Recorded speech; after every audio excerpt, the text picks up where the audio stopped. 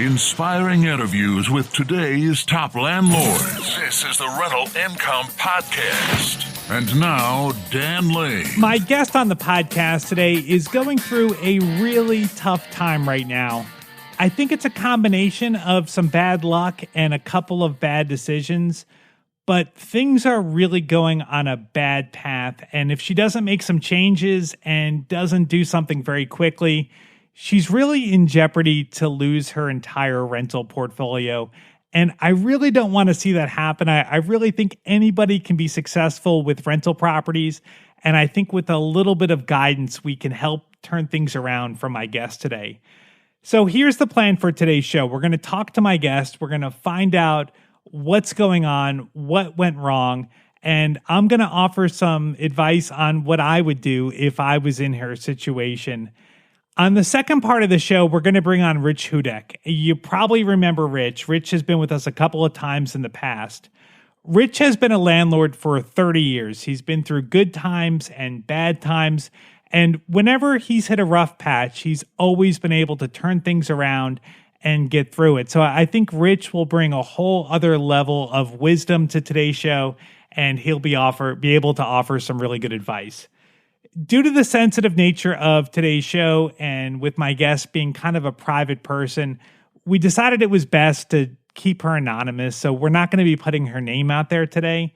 But I think this show is going to be really helpful for her and hopefully helpful to you too. So let's take a really quick break. We'll thank our sponsors. We'll come right back and we'll get right into the interview. When I'm doing research to buy a new rental property, there's a lot of different websites, apps, and then a spreadsheet that I use to do my analysis. It's really kind of a convoluted process.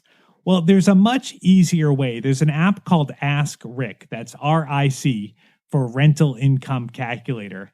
Ask Rick makes it really easy to find and analyze rental properties. You can see all the properties for sale in an area. If something looks good, you can press one button. It'll analyze the property for you. It'll figure out the rent amount. It'll figure out your mortgage payment, all your expenses, and give you your cash flow. If you're ready to move forward, you can make an offer right there on the app, or you can send the information over to your realtor to do some more investigation into the property. You can try it out for free right now. Just search for Ask Rick. That's RIC, Ask Rick in the App Store. Or go to justaskrick.com. That's justaskrick.com. The team at Just Ask Rick is constantly working on making the app better. They just released an update to make the map load faster, and you can now schedule a tour by sending a calendar invite right in the app. If you tried it out before, you might want to give it another shot. If you haven't tried it yet, start your free trial today at justaskrick.com. The first step in buying a rental property is to get pre-qualified, and I would suggest you work with a lender that specializes in working with investors, because the last thing you want to have happen is to get to closing and find out the money's not there and you can't close. The lender that I recommend is Chaley Ridge from Ridge Lending Group. She's a nationwide lender, and she'll pre-qualify you for free if you mention Rental Income Podcast. Find out more today. Contact Chaley at ridgelendinggroup.com. That's RIDGE lendinggroup.com. NMLS 42056. Before we see what we can do to help you out, I really want to understand your situation and where you're coming from. So your rentals are your sole source of income, right? That's correct. So the rentals pay all of your bills. So after you get your rent checks and you pay your expenses for the mortgages, like whatever's left over is what you live on? Correct. Wow. And the mortgage is not the only expense. We have mortgage and repairs and maintenance. Right. Yeah. Repairs and maintenance is the biggest expense of the, maintaining the property. Sure. So it's just not mortgage, it's all the other expenses relating to upkeep of the property. So tell me about your portfolio. What does your portfolio look like? Well, currently I have 14 properties. They're mostly single family, yes. I only have 1-2 family. Average to low income neighborhood. Okay. No, right now I have no Section 8 or government assistance. I just have regular paying, employees. Okay. And how long have you been doing this for? Since 2006. Okay. All right. So did you kind of slowly build it over time, or did you buy a whole bunch of these properties all at Oh, no. Couldn't do that. Couldn't do that. okay. I would skip some years. I would buy one a year. One year I did get two. And, now with 14 properties, as long as everything's fully rented, you should be able to cover all your bills and everything should be pretty easy, right? That it should have been the case. Yeah. Yes. So what's going on? So it sounds like that's not the case. So what's happening right now? It's not the case because I'm not very strict in finding my tenants. I just assume that would they tell me that they're working and how much they're bringing in, and I take their word for it. And I just like try to make it easy on my tenants, to accept them. Mm-hmm. And then it happens a lot of times that the ones who I try to help are the ones who like really are not being honest in paying and keeping up with the payment. So right now, I have 4 vacant, and they're mostly due to repairs. I have a roof repair for one, a main sewer line for another one. I need to get appliances, and I need hot water tank. Okay, so 4 of them are just vacant, like where you don't have anyone in there. Yeah, and not only that, while they're vacant, I still have to pay to right. Keep them on the books. And then you've also got some tenants that aren't paying you right now? Correct. I have 5 tenants not paying me. Wow. Okay. So out of your 14 rentals, 9 of them aren't making you any money right now.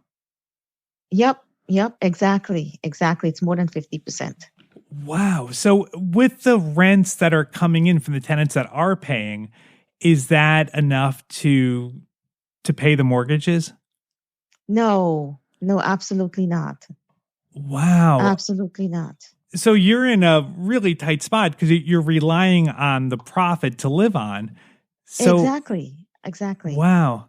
Well, let me explain something to you, because every business is in business to make profit, whether it's retail or whatever the business is. So are we. So as landlords. Yep. We're, a lot of people looking at us as we're making money. Of course, we're supposed to make money. That's the only way we can support ourselves, Right. Yeah. All right. Well, let's unpack this a little bit. I want to figure this out because this is a lot of properties to be sitting there. So let's talk about the vacant ones first. So like, how did that happen? Like, how did you end up with so many properties just sitting there? Well, if it need repair and a tenant can possibly live in it, then they have to leave. Like the roof, the one roof was leaking, so the tenant ended up moving out. Okay. And the main sewer line that we need to get fixed, it was backing up in the basement, so they had to move out. Okay, and you didn't have the money to fix them? Right. Right. Okay. Yeah, that's something you don't always think about. That you need to have that money available to pay for the repairs. So, all right. So you got a bad roof on one, a sewer line on the other one, and then what's going on with the other 3 properties? 2 more. The other one need appliances. Okay. And one need a hot water tank. But those 2 are when the tenants moved out. They just moved out, and it happened to stay vacant. How long have they been vacant for? Like 4 months. Wow. 4 and 5 months. 4 and 5 months. So how much money do you think you're going to need to put the new roof on, to buy the appliances, to fix the sewer line? Like how much money would you need to put into it? Well, the roof is $7,000. The water line is $4,000. Appliances might be like $1,000, and so is the hot water tank. Okay. So maybe all in for $20,000, if $20,000 magically appeared right now, you could be back in business. So like, do you have a plan like how you're going to turn these around? But I don't know if at this time people are looking to rent, Maybe finding a renter would be difficult because everybody's staying put where they are, whether they're paying or not, Right. Yeah. So how are you trying to, did you apply with the bank to get the money, or? I check online and there's this program that says only you have to have at least 1 employee. And of course, I'm a mom and pop, business. I don't have any employee. I'm barely struggling to make my own, income. Um, so there's nothing I can do. Right. And I Wow. don't want to lose my own house in the process, Yeah. I mean, that's a really tough spot that you're in. Now, what about, so it sounds like with some of the properties, if you had appliances in there, you would be able to rent those, right? Yeah. So if you got some used But it might appliances, not be the appliance the only problem in that particular house. It might be windows that need to be replaced or right. some other little things to get done too, Yeah, I or some gotcha. plumbing or something. It would bother me. I'm just thinking if it was one of my rentals to have it sitting there, like it would drive me crazy having a property sitting there. Like, does it bother you the same? Like, do you feel like, Yeah. It bothered me just as much as when a tenant doesn't pay to have it sitting yeah, because there's no money coming in. right, right. Now let's talk about your screening. So it sounds like that was a major problem. So when someone applies to live in one of your rentals, are you doing any kind of a background check, or like you literally just take them at their word that, hey, I have a job, I'm going to pay you every month? Yeah, I take them at the word. Wow. I do. Why do you do that? I do ask for W-2s, and I would get W-2s, but apparently they don't keep their job or something, and I never know what's going on because I don't get informed of changes. Right. Like, but why do you do that? Because it seems like you've been burned on that. I guess. Yeah. I'm honest, so I expect people to be honest. Right. If you're dishonest, you don't trust anybody. Right. If you're honest, you take everybody's word for what they say. Sure. And I think I learned my lesson at this point, Now, in addition to the properties that needed to be fixed and to the bad tenants you've had, you've got COVID-19 on top of all that. And so you've got tenants that are living there that aren't paying, and you can't do anything about it right now, right? Right. Are those tenants, are they communicating with you at all? No, but I am sending letters out to remind them how much they owe. And I even said in the letter, if you are affected by COVID-19, show me, give me a written proof that you lost your income or you lost your job and you don't have income, or what the situation is. Let me know. Nobody responded. So do you think these tenants are just taking advantage of you? Yeah, I think so. Did you have any issues with them before COVID-19, or when things shut down and they saw that you couldn't evict them? Is that when you started having problems? I did have some problem with them always being late on the payment. Mm-hmm. Okay. Yeah. But they were paying. So when the moratorium came about, it became a little bit more difficult. Do you regret buying rental properties, or do you think this is just a really tough time you're going through? Well, I regret it. I feel a little bit regret. I feel it's a tough time. Yeah. And I feel that my biggest shortfall here is not screening properly. Yeah. Screening, that is the biggest one. Because once you put in somebody there that is reliable, the rent coming in will be reliable also. Mm-hmm. I agree. Yeah. That is my biggest shortfall. Yeah. At this point, I feel some regret about having rental property. However, I feel it can turn around, but we small landlord need some assistance. Yeah. We don't need to go through the court system for 6 months, because with this moratorium being over and the court opening up, there's going to be an overwhelming amount of petitions at the court. With social distancing, only a few cases can be heard a day. Yeah. It could be like maybe 4 to 6 months before we can get the tenant out. And in those months while we're waiting, there's no rent again coming in. Yeah. So it's going to be a tough one. Now, have you ever thought about getting a property manager? Because, I mean, you seem like a really nice lady and you have a really big heart, but I feel like someone that's maybe a little bit more firm with tenants, I feel like that could really help you. Have you thought about that? I should hire someone to do my screen a tenant for me. Yeah. I talk to the tenant and I'm so off. I would just, okay, I'm going to let you rent it, even though in my heart I know Yeah. it's not gonna, it's not the best situation for me. Let's bring in Rich Hudek to see if he has any other ideas or suggestions on what our guests can do to turn things around. Rich, the reason I picked you to come on today is that you have a very similar size portfolio. Your rentals are in a very similar area, and you're also a full-time landlord. So what do you think? She's in a very difficult situation. Do you think she can turn it around? It's tough to know. I really could sympathize with her situation. About 15 years ago, we were in a similar place, and I know how tough it was to turn things around, and I know what we had to do. She sounded kind of depressed and demoralized.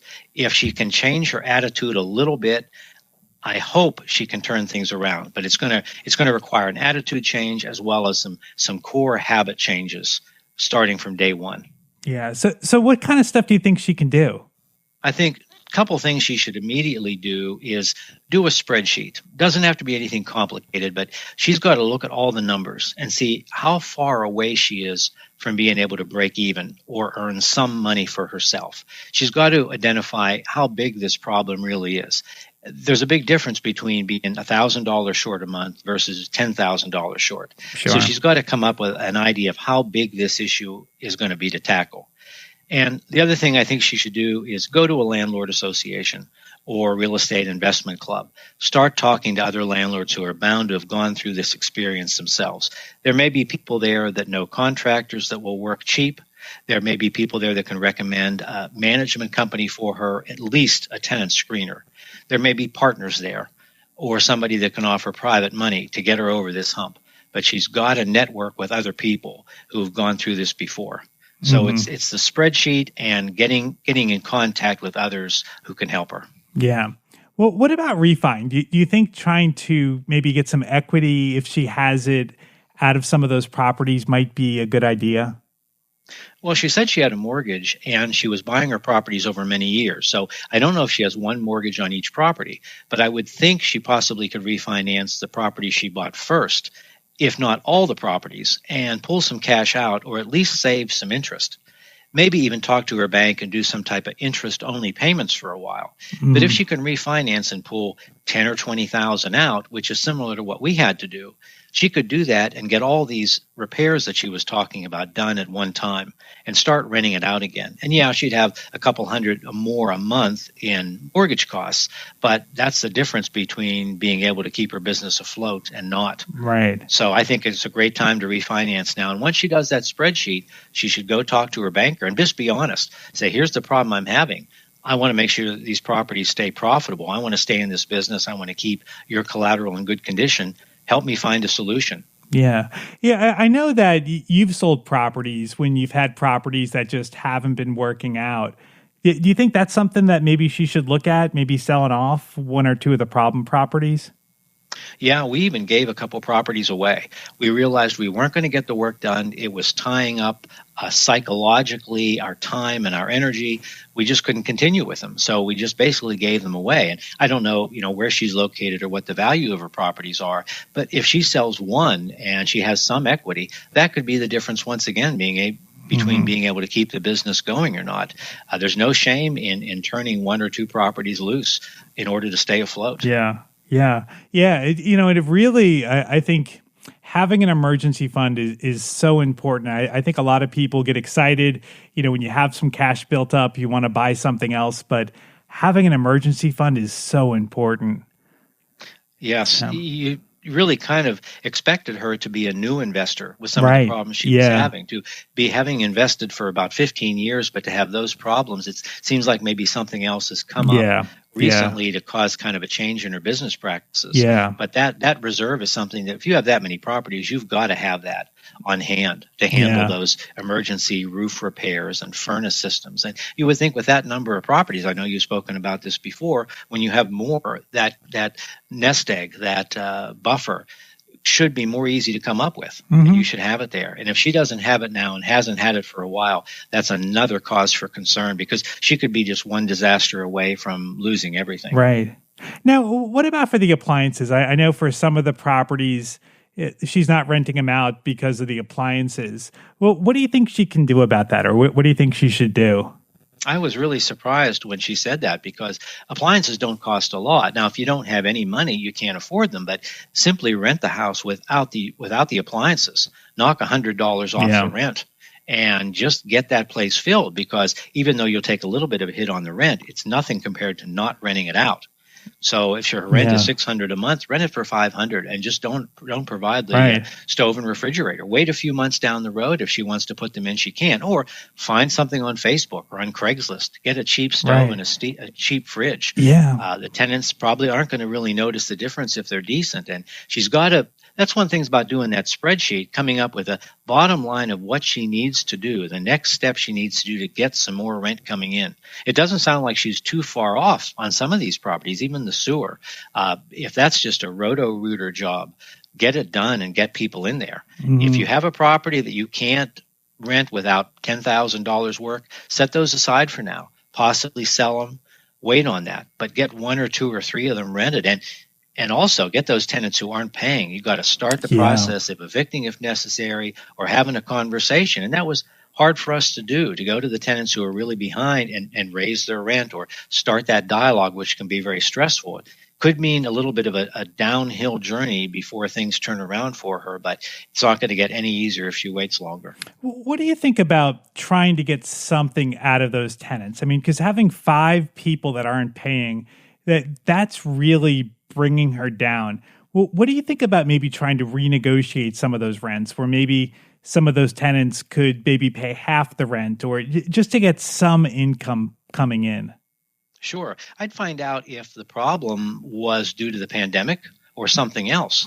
I'd be happy to cut the rent in half if they can start paying. Definitely. Doesn't mean it's a permanent situation, but she's just trying to keep her business afloat now, and she's got to get something coming in. Eviction is not necessarily the best step for those people that aren't paying, but you've got to identify those that are intentionally trying to cheat her from those that are just having financial problems. The federal government now has the CARES Rent Relief Program, which if some of her tenants have suffered a loss due to COVID-19, a lot of that rent could be paid directly to the landlord. So I'd encourage her to find out about that. But she's got to have this dialogue with her tenants, or get a tough manager to go in and do that. Pay them a couple $100 to get emotional distance from the whole situation. Let somebody go in that doesn't know the tenant and do the hard negotiation that's necessary. That may also wake the tenants up from their slumber and realize it's no longer a free ride. I really think that she's a very good candidate for a property manager. That she just really needs someone to be firm with these tenants. And, she's a really nice lady, and I think she has a hard time being firm with people, but hiring a strong property manager, I think would end up making her a lot more money in the long run. I agree totally. Sometimes you have to spend money to make money. In real estate, that's a hard lesson. It's been a hard lesson for us to learn, but it has to be done. Sometimes if you try to be too cheap, you just end up costing yourself in the long run. If you want to hear more from Rich, he's been on the podcast 2 other times. The first appearance was episode 218. And that one is called You Don't Need a Huge Rental Portfolio for Financial Independence. And then he was also on episode 251 called The Pros and Cons of Section 8 Rentals. If you want to look those up later on, or you want to contact Rich, I've got his contact information and links to his prior appearances on the website. You can find it at rentalincomepodcast.com/episode 276. Also, if you have any other ideas, maybe something that you thought of that we missed, and you want to pass that along to our guest, reach out to me. I've got my contact information on the website. Just go to rentalincomepodcast.com, shoot me a message, and I'd be happy to pass it along to our guest. I'd like to thank our sponsor today. It's Chaley Ridge from Ridge Lending Group. If you are looking to buy a rental property, whether it's your first property or you want to add to your portfolio, the lender that I recommend is Chaley Ridge. She's a nationwide lender, and she specializes in helping investors buy rental properties. She has a ton of different loan programs, and she can find something customized to you for your particular situation. If you want to find out more or set up a time to talk to Chaley personally, just go to ridgelendinggroup.com. That's RIDGE lendinggroup.com. If you mention Rental Income Podcast, she will waive all the pre-qualification fees. NMLS 42056. Thank you so much for listening to the podcast. If this is your first time here, make sure you subscribe. We have new interviews every single Tuesday. My name is Dan Lane, and this has been the Rental Income Podcast.